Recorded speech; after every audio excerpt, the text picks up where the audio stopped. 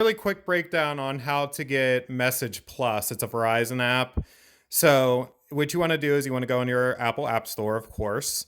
You could either find it here, mine's right on my home screen, or in the search field, you could just type in app and it'll pull up. But for our purposes, I'm going to go back to App Store, pull it up. I'm actually already up on the Message Plus, what you need to do. But in order to do that, you have on the bottom right hand side is your search magnifying glass. Just type in Message Plus, put the symbol for plus, or type it out, doesn't matter. So I'm going to open mine because I already have it installed. In your case, you're going to install it. So, for example, that's one of my buddies. It's my personal phone here. And if you see on the right hand side, it has the arrow. All you do is simply hold it in. You're going to get like a little carousel, half circle there. And you could assign it for an hour, 30 minutes, or 15 minutes. Go hit later, and then it's so easy.